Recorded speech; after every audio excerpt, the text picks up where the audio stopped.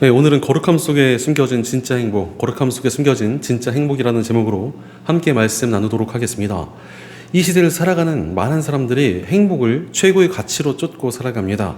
그래서 행복하기 위해서 사람도 만나고 맛있는 것도 먹으며 누군가의 팬이 되기도 하고 여가를 즐기거나 돈을 모으고 소비를 하기도 합니다. 다들 어떻게 하면 행복할 수 있을까를 찾아 헤매고 있습니다. 문제는 조금 행복하지 않으면 안 된다라는 강박에 사로잡혀 있는 것처럼 보입니다. 지금 행복하지 않으면 뭔가 잘못됐다고 느낍니다. 행복하지 않은 일에 시간이나 노력을 투자하는 것을 굉장히 아까워합니다. 그야말로 행복이 절대적인 가치로 자리 잡고 있습니다. 그런데 이렇게 다들 행복을 쫓고 있는데 이 시대의 사람들이 정말 행복을 얻었습니까? 안타깝게도 아닌 것 같습니다.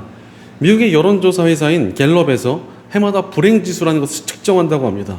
무려 140여 개국에서 15만 명에게 이 설문조사를 실행했습니다. 2006년에 처음 이러한 조사를 시작했는데 그때는 불행지수가 24가 나왔다고 합니다.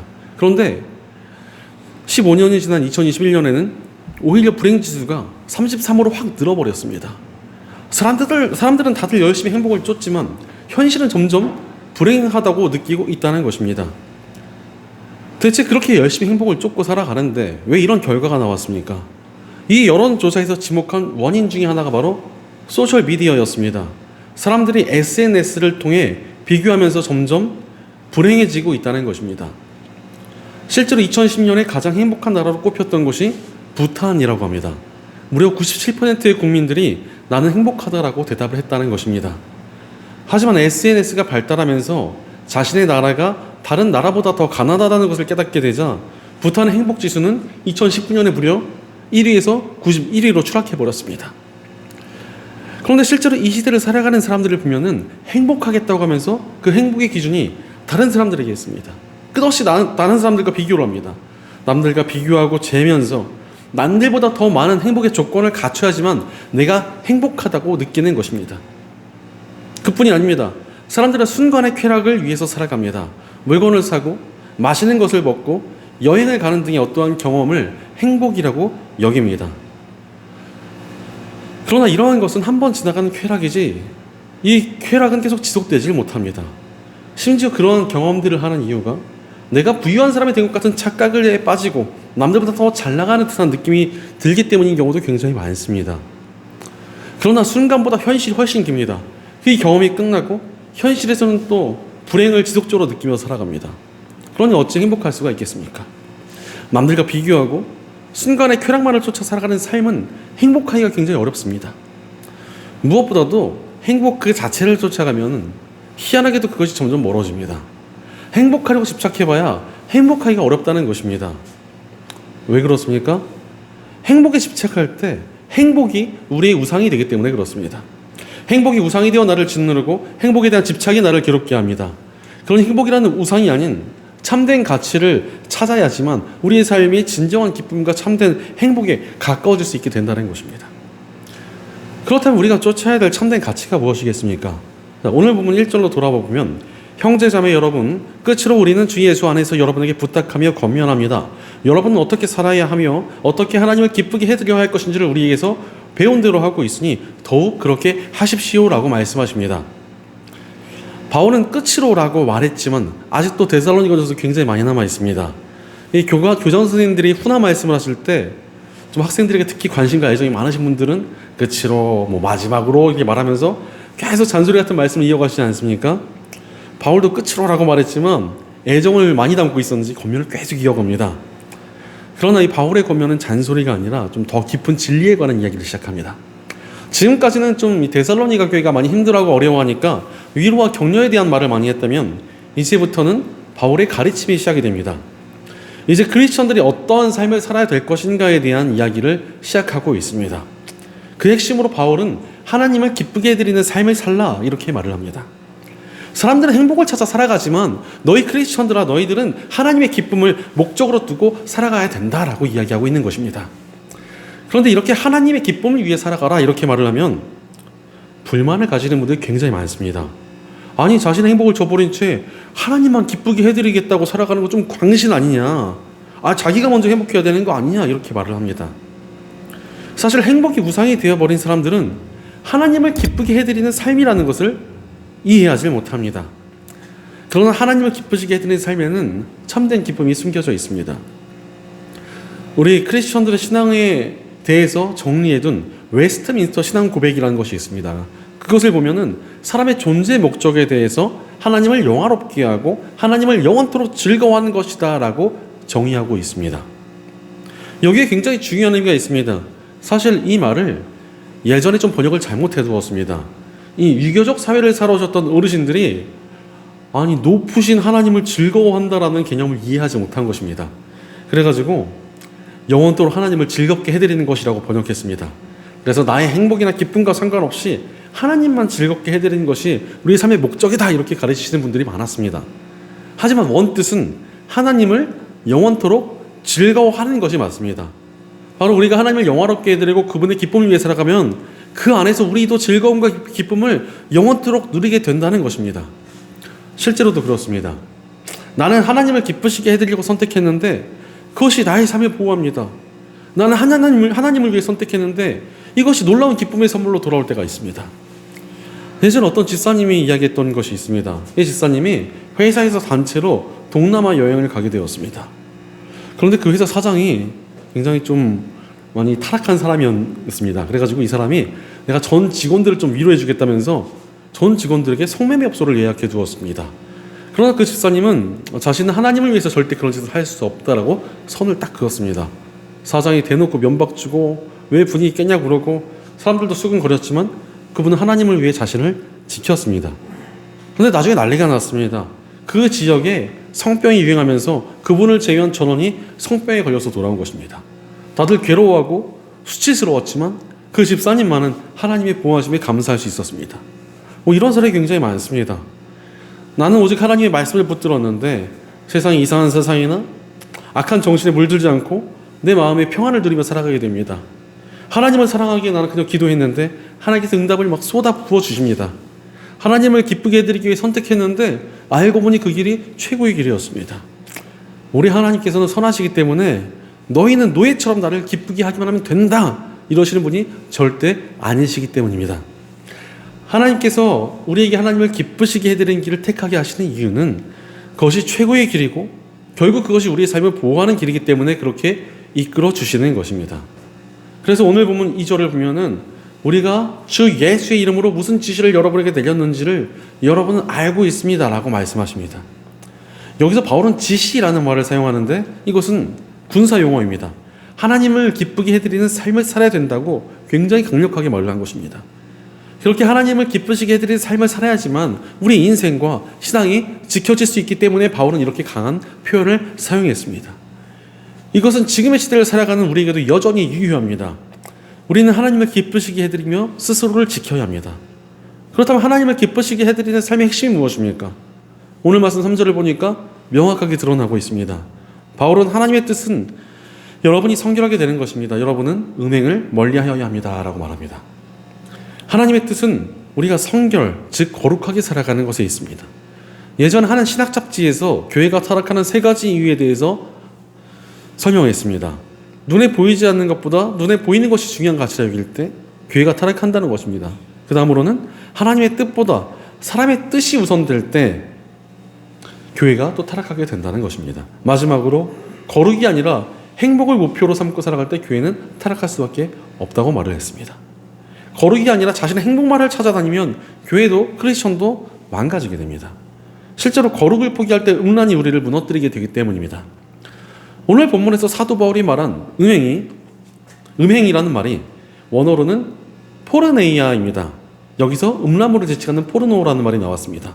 여러분, 포르노의 목적이 무엇입니까? 어떻게 하면 더 큰 자극과 쾌락을 줄 수 있을까를 목적으로 두고 있습니다.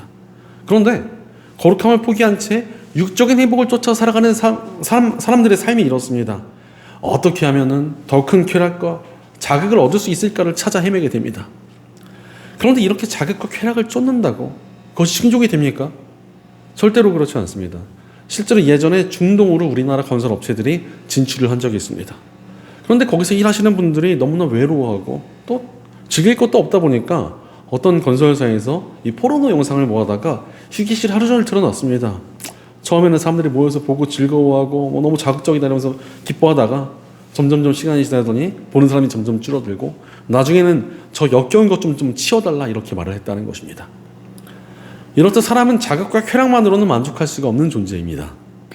오히려 자극과 쾌락만을 쫓는 삶의 결국은 스스로를 파괴하게 됩니다. 예를 들어서 음란물에 중독이 되면은 그것이 강력한 쾌락 때문에 도파민 수치라는 것이 굉장히 높아진다고 합니다. 그러다 보니까 뇌가 망가지기 시작합니다. 그래서 일상생활에서도 충동적이 되거나 의지력이 굉장히 약해지게 만든다는 것입니다. 이런 것이 얼마나 위험한 일입니까? 그러니 자극과 쾌락을 멀리하며 스스로를 지켜내야 합니다. 그런데도 사람들은 자꾸 잘못된 자극이나 쾌락을 쫓아다닙니다. 왜 그렇습니까?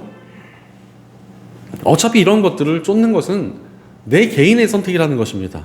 내 선택이고 내 방법으로 내가 내 행복을 누리려고 하는데 무슨 상관이냐, 방해하지 말라 이렇게 말을 하는 것입니다. 그러나 여러분, 죄에는 파괴력이 있습니다. 최근에 어떤 젊은 유명 배우가 마약을 했다가 걸렸습니다. 이 친구는 개인적으로 쾌락을 쫓았다고 생각했을지 몰라도 그 여파가 어마어마합니다.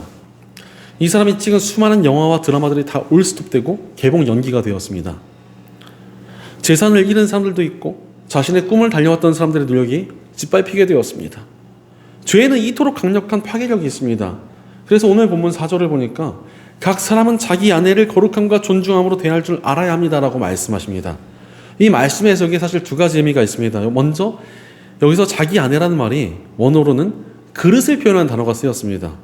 그래서 오늘 읽은 본문에서처럼 아내라고 해석해야 된다는 쪽과 이 고린도후서에서 크리스천들을 스스로를 그릇이라고 표현했으니까 자기 자신을 거룩하고 존중이 되어야 된다 이렇게 표현해야 된다라는 의견이 있습니다. 하지만 보통은 이 아내라는 말이 문맥상 맞아가지고 아내라고 번역을 해두었습니다. 그런데 바울이 이렇게 중의적인 느낌을 줄 수 있는 단어를 쓴 의미가 있다고 생각을 합니다. 바로 거룩함은 나 자신과 내 배우자, 내 주변에 있는 사람들까지도 다 보호하는 일이라는 것입니다. 실제로 거룩함이라는 것은 나를 지키고 내 주변의 사람들도 보호합니다. 이 세상은 그야말로 어둠 속에 잠겨 있기 때문에 그렇습니다. 사람들은 어두움에 헤매다가 부딪히고 쓰러져서 아파합니다. 그런데 우리가 거룩하게 살며 하나님의 빛을 나타내고 있다면 우리 주변도 밝혀지는 것입니다. 그러니 우리의 거룩한 삶을 통해 주변의 사람도 길을 찾게 되고 바른 것을 쫓아 살아가게 되는 선한 영향력이 나타날 수 있게 됩니다. 실제로 거룩한 삶을 사는 크리스천들이 있기에 복음도 전해질 수 있는 것 아니겠습니까? 세상 사람들과 똑같이 쾌락과 자극을 쫓아 살아가는 사람이 전하는 복음을 대체 누가 받아들이겠습니까? 세상이 주는 쾌락과 자극을 쫓는 삶은 결코 온전할 수가 없습니다. 이어지는 5절 말씀 보면 하나님을 알지 못하는 이방 사람과 같이 세욕에 빠져서는 안 됩니다 라고 말씀하십니다. 하나님을 알지 못하는 사람들은 거룩이 무엇인지도 모릅니다. 하나님을 알지 못하기 때문에 그렇습니다. 그런데 이 거룩함이 없으면 세욕에 빠져버립니다. 실제로 데살로니가 전서가 쓰이던 시대는 그야말로 세욕의 시대였습니다. 불륜이나 성적인 문란함은 온 세상이 가득했고 심지어는 동성애까지 유행했습니다. 특히 세욕이라는 단어는 아주 강렬한 열망을 뜻하는 파도스라는 단어가 쓰였습니다. 거룩함을 추구하지 않는 사람들은 저런 유혹에 정말 파도처럼 휩쓸리며 살아가게 됩니다. 더러운 죄가 자신을 파괴한다는 자극도 없이 충동에 자신을 맡긴 채 무절제하게 살아가는 것입니다. 이런 삶은 크리스천다운 삶도 아니며 인간다운 삶도 아닙니다. 짐승들이 그저 본능에 끌려다니면서 살아가는 것과 구별이 안 됩니다. 그러니 그의 삶이 파괴될 수밖에 없는 것입니다. 또한 오늘 본문의 세욕에 빠지다는 말에서 이 빠지다는 표현을 영어 성경에서는 violent desire, 폭력적인 욕망이라고 번역해 두었습니다. 이 쾌락과 자극의 충동에 끌려다니는 사람은 자신의 삶을 망치는 폭력에 자신을 내던져 두는 것과 똑같다는 것입니다. 그러니 우리는 이 어두운 시대 가운데 스스로를 지켜야 합니다. 우리는 자신을 거룩하게 지켜내야만 온전하고 인간답고 크리스천다운 삶을 살아갈 수 있습니다. 우리가 추구해야 될 행복이 좀 짐승들이 누리는 기쁨과는 좀 달라야 되지 않겠습니까? 그렇다면 우리가 어찌 세상이 주는 유혹과 충동을 벗어나서 거룩하게 살아갈 수 있겠습니까? 복음 안에서 가능합니다. 십자가의 복음은 우리를 완전히 새로운 존재로 만들어 주십니다. 복음을 알기 전에 인간은 자기 자신을 쫓아 살아가던 존재였습니다. 그러니 자신의 감정과 욕망에 휩싸여서 온갖 충동이 그대로 끌려다녔습니다. 그러나 그런 삶의 본질은 자신이 원하는 바를 쫓는 줄 알았으나 정작 세상이 주는 욕망과 쾌락과 자극에 끌려다니는 삶에 불과했습니다. 게다가 그런 삶을 살아가는 존재를 하나님께서는 죄에 끌려다니는 죄인이라고 정의하십니다. 그러나 십자가의 복음이 죄인이었던 우리를 해방시켜 주셨습니다. 우리를 위해 죽으신 예수님의 희생이 우리를 죄의 결박에서 자유케 하셨습니다. 이제 우리는 내가 원하는 욕망과 쾌락과 자극을 쫓는 존재가 아니라 우리의 새로운 주인이 되어신 예수님을 쫓아 살아가는 존재가 되었습니다. 즉 새로운 가치를 쫓아 살아가는 존재로 변화된 것입니다. 하나님을 위해 거룩하게 살아갈 수 있는 새로운 존재가 된 것입니다. 그곳에서 참된 행복이 우리를 기다리고 있었습니다. 하나님 아버지의 자녀가 되고 선하신 하나님의 통치를 누리며 살아가는 하나님의 백성이 되며 성령 하나님과 동행하며 영원한 천국을 선물로 받았습니다. 그러니 우리는 복음 안에서 참된 행복을 찾은 사람들입니다. 그러므로 이 참된 행복을 붙들고 스스로를 지켜낼 수 있게 되는 것입니다. 이 길을 우리 예수님께서 먼저 가셨습니다. 예수님께서는 세상에서 흔히 말하는 행복을 위한 것들을 그 무엇도 제대로 누리지 못하셨습니다. 오히려 이 땅에서 핍박과 거절을 당하시다가 십자가라는 고통의 길을 걸어가셨습니다. 그런 예수님께서 과연 행복하셨겠습니까? 윤동주의 시를 보면 괴로웠던 사나이 행복한 예수 그리스도라는 표현이 나옵니다. 이 표현처럼 예수님께서는 십자가의 고통을 당하셨으나 그 고통을 통해 사랑하는 하나님의 뜻을 이루고 또 사랑하는 우리를 구하실 수 있으셨기에 행복하셨을 것입니다. 우리도 이 길을 가야 합니다. 하나님의 뜻, 거룩함을 추구하며 스스로를 지켜야 합니다. 스스로를 지키며 거룩히 살아가고자 할 때 참된 행복이 있습니다. 그렇다면 여러분, 거룩하게 살아가는 방법이 무엇입니까? 거룩한 삶이란 세상과 분리되는 것이 아니라 세상을 살아가면서도 하나님의 뜻을 쫓으며 그분을 닮아가는 삶을 말합니다. 그러니 세상을 살아가면서도 내가 서 있는 영역을 지켜야 합니다. 그것이 거룩이며 우리가 참된 행복으로 가까이 다가가는 길입니다. 그렇다면 우리가 구체적으로 어떻게 거룩하게 살아가야 하겠습니까? 첫째로 우리 육신을 거룩하게 지켜야 합니다. 지금의 시대에 거룩하게 살 수 없도록 가장 심하게 우리를 공격하는 것이 무엇입니까? 그야말로 성적인 음란입니다. 이제는 너무너무 쉽게 음란물을 구할 수 있는 시대가 되었습니다. 초등학생들도 핸드폰에 음란물을 넣어 다닌다고 합니다. 게다가 또 문화는 너무나 타락해서 성적인 유혹이 넘쳐나고 있습니다. 젊은 층에서는 먼저 성관계를 맺어보고 잘 맞으면 그래야 연애를 시작한다는 이들도 있습니다. 성인 남녀가 모인 곳에는 반드시 불륜이 나타난다는 이야기도 있습니다. 이 시대의 성결이라는 가치가 완전히 박살이 나버렸습니다. 사람들은 성적인 타락을 즐기며 그것을 당연하게 여깁니다. 오히려 그런 것들을 즐기지 못하는 사람들을 어리석다고 말하기까지 합니다. 그러나 그것이 정말로 행복을 줍니까? 예전에 어떤 청년이 상담을 요청해 왔습니다.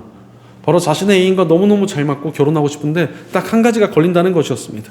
그게 뭐냐고 했더니 속궁합, 즉 성적인 것이 잘 안 맞는다는 말을 했습니다. 그런데 이것을 맞는지 안 맞는지 어찌할 수가 있습니까? 많은 경험을 해봤다는 것입니다. 바로 죄의 대가인 것입니다. 서로 경험을 안 해봤으면 잘 맞는지 안 맞는지 모르지 않았겠습니까? 결혼해서 첫 관계를 맺었으면 그저 감격하며 서로를 사랑했을 것입니다. 그래서 이 청년에게 제가 회개하라고 했습니다. 이렇게 자신의 몸을 지키지 못한 대가는 결코 만만하지가 않습니다. 평생 괴로울 수 있습니다. 이전에 다른 상대가 생각이 나거나 불만족이 생길 수밖에 없습니다. 이것이 죄의 대가인 것입니다. 세상에는 알지 않아도 좋을 것들이 정말 많습니다. 특히 음란에 대한 것들은 멀리한 만큼 훗날 결혼 생활이 행복해질 수 있습니다. 그러니 거룩하게 스스로를 지켜야 합니다. 또한 거룩함이 무너졌다면 정말 철저히 회개해야 합니다. 회개하여 정말 깨끗이 스스로를 씻어내야 건강한 가정이 이루어질 수 있습니다. 하나님께서는 건강한 가정을 이루어 사는 행복을 우리에게 허락하셨습니다. 이것은 스스로를 거룩히 지킨 이들에게 가능한 삶입니다. 또한 가정을 이루지 못하거나 깨진 분들에게도 이런 거룩함은 굉장히 중요합니다. 바로 우리에겐 영적인 가족인 교회 공동체가 있기 때문입니다. 그런데 공동체 안에서도 계속 음란함을 품고 있으면 그 사람에 분란이 나거나 어떤 문제가 생깁니다. 음란함을 품고 있으니까 이성을 보면서도 자꾸 다른 생각을 하게 되고 다른 분들의 관계를 보면서도 굉장히 망상을 하며 막 오해를 합니다. 이러니까 분란이 안 생길 수가 없는 것입니다. 공동체 안에서도 거룩하게 살아갈 때 우리는 진정한 영적인 가족을 얻게 됩니다. 그리고 영적인 가족은 우리 영적 교제의 진정한 기쁨을 알게 해줍니다. 이 기쁨은 육적인 음란으로 인한 자극과는 비교할 수 없는 우리의 영혼을 채우는 기쁨입니다. 그런 이 시대에 가득한 성적인 유혹에서 스스로를 지켜내야 합니다. 거룩하게 스스로를 지켜내며 하나님 안에서 진정한 교제의 기쁨을 발견하는 저와 여러분 되시기를 간절히 축원합니다. 둘째로 우리의 정신을 거룩하게 지켜야 합니다. 지금 시대에 사람들의 마음을 흔들어 놓는 것이 무엇입니까? 정신적인 음란함입니다. 이 세상 사람들은 지금 뭐 직업은 언제든 변한다. 요즘은 뭐 한 가지 직업으로 평생 살지 못한다. 투자도 해야 된다. 직장에 충성하지 마라. 이런 이야기들이 굉장히 유행하고 있습니다. 그런데 이게 크리스천으로서 옳은 삶이 맞습니까? 이것은 나의 직장이나 회사나 경영자에게 노예처럼 충성하는 뜻이 아닙니다. 마찬가지로 이직이나 투자가 나쁘다는 뜻도 아닙니다. 다만 하나님께서 우리에게 소명을 주셨고 그것은 지금 내가 서 있는 자리입니다. 우리는 그 자리를 맡겨주신 하나님께 충성하며 수를 지켜야 합니다. 어떤 청년을 보니까 맨날 기도 제목이 쓰임받게 해달라는 것입니다. 그런데 교회에서 봉사도 하고 있고 직장도 잘 다니고 있습니다. 거기서도 쓰임받고 있는데 왜 쓰임받게 해달라는 기도를 할까? 대화를 나눠보았습니다.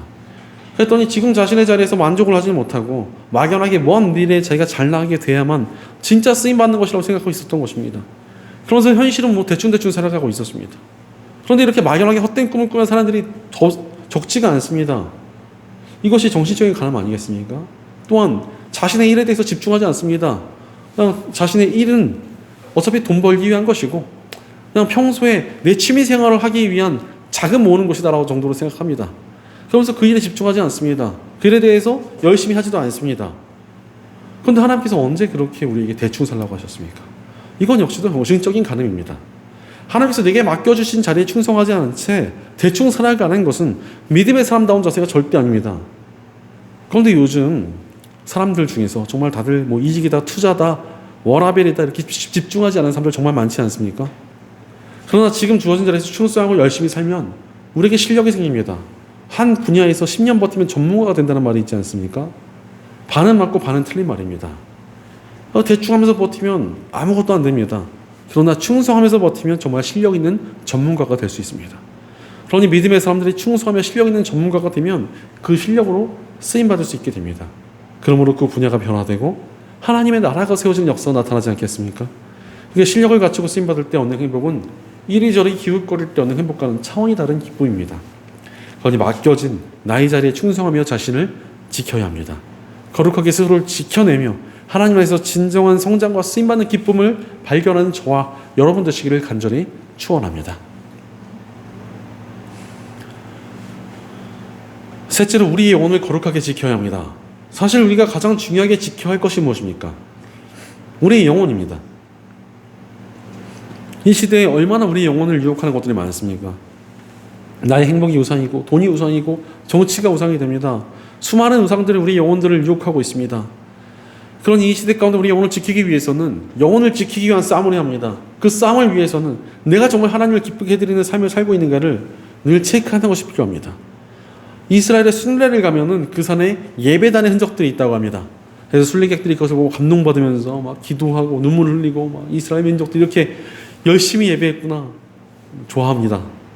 그러나 그게 대부분 산당이라고 불리는 우상의 흔적입니다. 사실 이스라엘 백성들이 하나님을 아예 안 믿은 것은 아닙니다. 다만 하나님도 믿고 농사의 신, 다산의 신, 전쟁의 신 같은 일도 같이 믿었습니다. 하나님만 사랑해요가 아니라 하나님도 사랑해요 이러고 살았던 것입니다. 남녀간에도 너만 사랑해 이렇게 말해야지 너도 사랑해 이러면 뺨 맞지 않겠습니까? 그런데 어떤 분들 보니까 하나님을 쫓는다고 하면서도 다른 것들을 더 사랑합니다. 하나님을 모독하고 교회를 공격하는 이야기를 들으면은 그럴 수 있다고 막 고개를 끄덕이고 동조합니다. 그런데 자신이 좋아하는 다른 것들이 공격받으면 불같이 화를 냅니다. 뭐 자기랑 반대되는 뭐 정치나 이념을 가지는 사람들 보면 분개를 합니다. 하나님을 위한 헌신한 예배는 쉽게 포기하고 어쩔 수 없다고 말을 하지만 돈이나 인간관계가 걸려 있으면 목숨 걸고 쫓아갑니다. 이게 바로 영적인 문화 아닙니까? 우리는 하나님도 사랑해요가 아닌 하나님만 사랑해요의 신앙을 가져야 합니다. 그렇게 하나님만 사랑하겠노라고 고백하며 하나님께 나아갈 때 우리는 하나님과 진정한 깊은 교제를 얻을 수 있게 됩니다. 하나님만 사랑하며 나아갈 때 얻어지는 깊은 하나님과의 교제가 열려진다는 것입니다. 그리고 이 교제가 세상이 다른 헛된 것을 쫓는 것과 다른 진정한 행복이 됩니다. 전능하시며 온 땅의 주인이신 하나님께서 주시는 행복이기 때문입니다. 그러니 하나님만 사랑하도록 나의 영혼을 지켜야 합니다. 거룩하게 스스로를 지켜내며 하나님과 진정한 교제의 기쁨을 발견하는 저와 여러분 되시기를 간절히 축원합니다. 사랑하는 여러분, 무엇을 쫓아 살아가고 계십니까? 우리는 행복이 아닌 거룩을 쫓아 살아가야 되는 존재입니다. 인생이라는 것이 참 묘합니다. 행복을 찾아 살아가면 오히려 행복이 멀어지지만 거룩함을 위해 살아가면 참된 행복을 알게 됩니다. 그러니 거룩함을 쫓아 살며 자신을 지켜야 합니다. 그렇다면 우리가 어찌 거룩함을 쫓아 살아갈 수 있겠습니까? 영국의 목회자 캠벨 몰건은 거룩은 아예 유혹당하지 않는 것이 아니라 유혹을 극복하는 능력이다라고 말했습니다. 세상에 살면서 우리는 수많은 유혹들을 만나게 될 것입니다. 그것을 극복하기 위해 우리는 스스로를 지키기 위한 싸움을 싸워야 합니다. 다행히도 하나님께서 우리에게 이길 힘을 이미 십자가를 통해 주셨습니다. 예수님과 함께하며 성령의 능력으로 나아가면 우리는 약하고 패역한 세대 가운데서도 스스로를 지키며 거룩하게 설 수 있습니다. 그런데 우리의 육신과 정신과 영혼을 거룩히 지켜야 합니다. 그렇게 스스로를 거룩히 지킬 때 거룩함 속에서 참된 행복을 알게 될 것입니다. 더 깊은 교제를 알게 되고 하나님께 쓰임받는 행복을 알게 될 것입니다. 우리를 통해 영원히 구원받고 변화의 역사가 시작되는 행복을 누리게 될 것입니다. 우리의 거룩한 삶이 하나님 나라의 상급이라는 영원한 행복으로 주어질 것입니다. 거룩을 쫓는 우리가 하나님께서 주시는 진정한 행복을 찾을 수 있게 될 것입니다. 그러니 우리는 거룩함을 쫓으며 자신을 지켜야 합니다. 거룩하게 스스로를 지켜내며 하나님 안에서 참된 행복을 누리며 살아가는 저와 여러분 되시기를 주의 이름으로 간절히 축원합니다. 기도하겠습니다. 우리에게 참된 행복을 예비하여 주시고 늘 거룩한 길로 인도하여 주시는 하나님 감사합니다. 하나님께 참된 행복이 있는데도 내 힘으로 세상에서 행복을 찾아 헤매왔던 우리의 삶을 돌이켜봅니다. 그러나 이제 주님 안에서 거룩함을 쫓아 살아가기 원합니다. 나의 육신과 정신과 영혼을 거룩히 지키며 하나님을 기쁘게 해드리며 살아가기를 우리가 결단합니다. 거룩하신 하나님 우리를 지켜주시옵소서. 하나님 안에서 거룩해져서 나 자신과 내 주변을 밝히게 하여 주시옵소서. 거룩한 삶을 통해 주님 안에서 참된 행복을 깨달아 알게 하옵소서. 우리의 공동체 가운데도 함께해 주셔서 우리가 함께 거룩하여지며 하나님 안에서의 참된 기쁨과 행복을 누리게 하여 주시옵소서.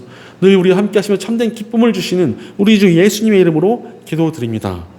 아멘.